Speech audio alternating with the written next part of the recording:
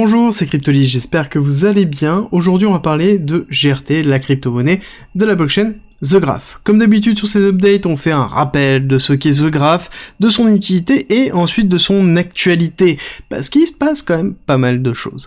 Et ensuite, on passe sur la partie technique dans laquelle on se pose des niveaux court, moyen, long terme, comprendre quel type de structure on a et savoir un petit peu où on se trouve pour pouvoir se positionner court, moyen et long terme, comme d'habitude. D'ailleurs, en parlant d'habitude, si vous voulez me soutenir et que vous aimez mon contenu, c'est simple, likez, partagez cette vidéo, ça aide beaucoup au référencement, ça aide à faire connaître la chaîne. Abonnez-vous si c'est pas déjà fait, et on commence tout de suite avec GRT.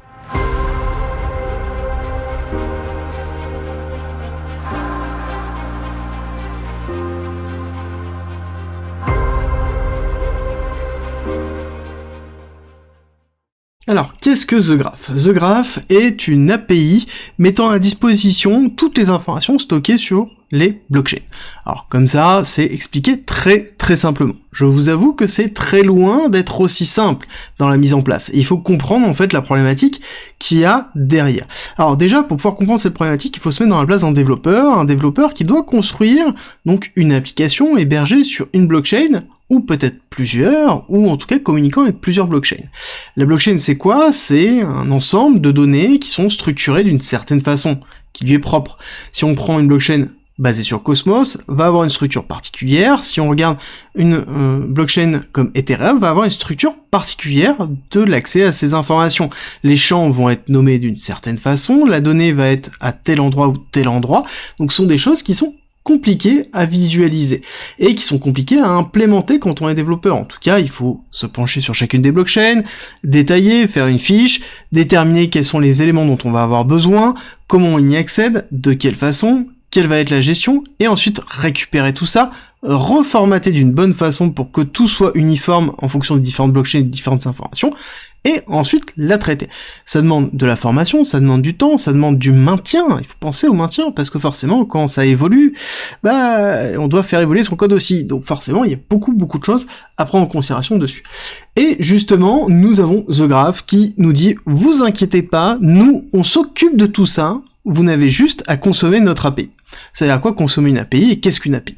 Une API, c'est tout simplement des zones dans lesquelles on va appeler une URL par exemple et on va récupérer un ensemble de données. On peut poser une question directement à GRT sous une forme de code, comme on peut le voir ici par exemple. Alors je vais peut-être l'agrandir un petit peu pour qu'on le voit un petit peu plus ici, mais dans lequel je vais lui demander quels sont les nouveaux défis, les nouveaux projets défis.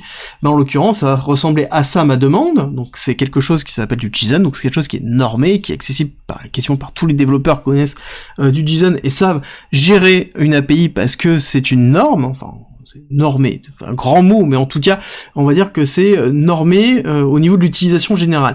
Et à côté, on va avoir The Graph qui va nous répondre de cette façon-là, avec derrière, directement, le nom et la description. Ça, c'est juste un exemple parmi tant d'autres. Donc c'est la force de GRT, c'est-à-dire que je n'ai pas besoin de savoir exactement quels sont les éléments, où est-ce que je peux récupérer l'information, comment je la récupère, comment elle est structurée, tout ça, je m'en fiche, je récupère directement l'information.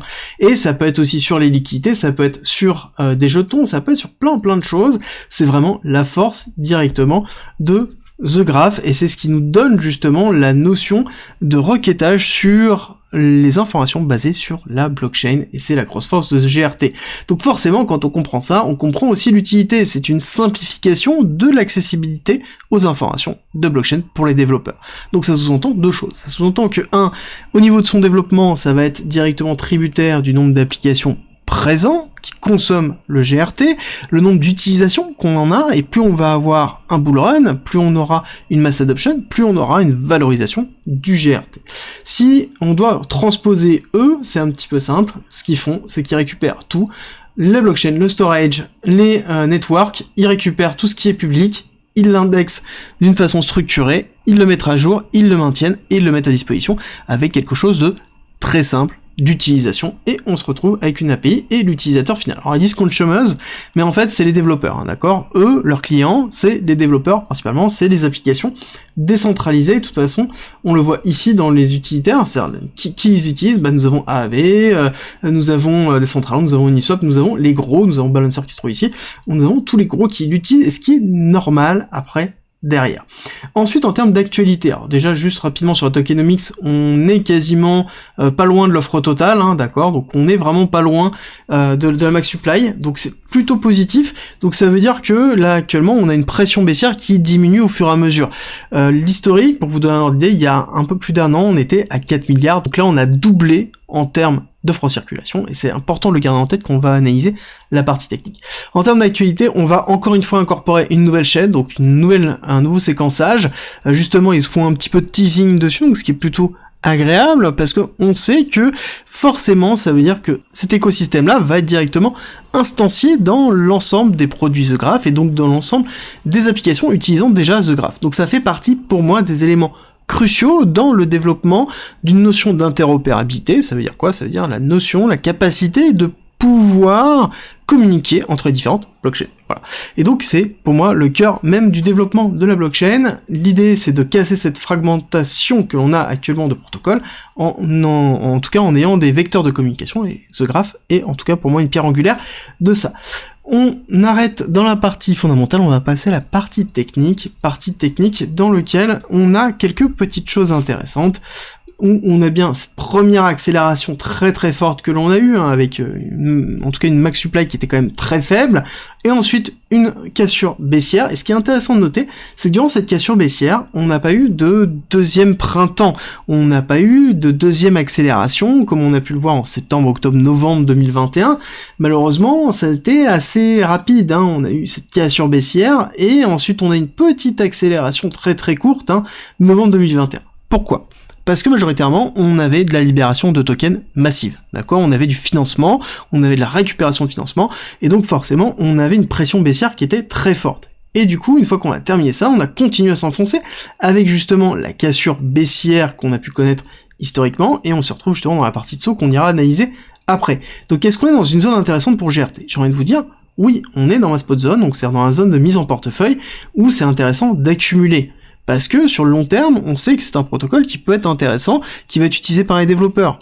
Mais il faut prendre en considération que forcément, c'est un protocole qui est connu, qui va être utilisé, et donc là, en fait, la réflexion que l'on a, c'est, ok, est-ce qu'il va y avoir suffisamment d'applications décentralisées qui vont utiliser GRT, est-ce qu'il va y avoir une nouvelle technologie qui va reprendre le dessus, et c'est là où, en fait, la décision d'investir ou non, vous devez réfléchir à ça, et vous renseigner par rapport à ça, pour bien comprendre ce qu'il en est. Alors, techniquement, nous sommes aussi dans un BCARST SO, donc on est dans un sign of witness d'une distribution de Wyckoff, donc ce qu'on entend c'est un uptrust, donc un nouvel ATH sur le long terme. Oui, je sais que on a multiplié la max supply, mais ça n'empêche qu'il faut se projeter sur le long terme sur une utilisation longue avec une augmentation du nombre d'utilisateurs de GRT. Derrière, nous avons eu donc cette accumulation en biais descendant qui a été assez longue, hein, dans lequel on a marqué la phase basse en novembre 2022 avec notamment FTX, donc avec la cassure, consolidation, réaccélération. C'est là où c'est très intéressant de le noter. C'est que contrairement à d'autres, en tout cas d'autres protocoles, on est repassé au-dessus du niveau de FTX, mais c'est pas que repassé, on a éclaté totalement et on a structuré au-dessus de toute cette zone d'accumulation. Donc on a fait un réel break of structure majeur au niveau de GRT, et on est allé combler une partie de ici de l'imbalance qui se trouvait là, on est allé retaper ici dans un order block, et on est revenu au niveau de mai, d'accord?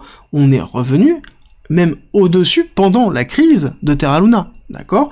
Très important de le noter, c'est le premier à avoir fait cette rupture suffisamment forte dans ceux qui sont dans les couches primaires utilisatrices et qui étaient là durant tout ce cycle. Donc c'est très intéressant de le noter, ça veut dire que pour moi, ici on est bien dans une fin d'accumulation, ce qu'on va pouvoir attendre c'est un retest. Au niveau du retest, je pense qu'on peut aller chercher ici les 0,10, voire peut-être même un petit peu au-dessus, hein. Il faut pas vraiment jouer les 0,10, il faudra jouer un petit peu au-dessus, potentiellement les 0,11, histoire de se dire si jamais on veut rentrer sur un retest potentiel, on pourrait aller chercher un petit peu plus bas, si on regarde rapidement Fibonacci, on pourrait, voilà, ici aller chercher, on voit que le 618 est quand même à 0,12 hein, du mouvement total qu'il y a eu, donc c'est-à-dire qu'on se dirige tout doucement vers le 618, le 786 est quand même assez bas, serait avec la cassure des 0,10, donc potentiellement juste une mèche pour aller chercher, mais ça me semble quand même un petit peu faible. Un retracement plus profond me semble assez peu probable, à moins que on ait un Black Swan sur l'ensemble des cryptos, donc il faut le garder en tête, mais bon, pour l'instant c'est pas dans mon optique et c'est pas mon biais que j'ai. Et ensuite au niveau des targets court terme, moyen terme, On aurait ici un retour dans cette zone-là dans lequel il y a beaucoup de personnes qui sont piégées sur du 0,5, hein, bien évidemment, et il y aura de la prise de profit avec quand même une grosse perspective. On a un x10, hein, d'accord, un x10 de ceux qui ont récupéré et accumulé durant cette zone-là. Donc on serait sur du 0,5, hop, on va dire une sortie à 0,5, on est à 800%. Ouais, 800%. Forcément, on va avoir une prise de profit massive dans cette zone-là. Ensuite, on aura certainement un retracement et un retravail pour aller retester ici la zone avec les 1,3 pour plus tard, sur le très long terme, vague 1, vague 2, vague 3, aller chercher le 1,618 à 4$, 5$ au niveau du GRT, mais il va falloir encore une fois être très patient et bien comprendre quels sont les éléments déclencheurs d'une explosion du GRT. C'est que 1, on est une utilisation massive de The Graph dans l'ensemble de l'écosystème, de l'ensemble des blockchains pour utiliser la simplification de l'accès à l'information, la structuration de l'information au niveau de ça, et est-ce qu'on n'a pas d'autres protocoles concurrents qui justement se démarquent en termes de technologie, et c'est très important de noter une technologie. Il faut que ce soit quelque chose de différent pour marquer vraiment une rupture.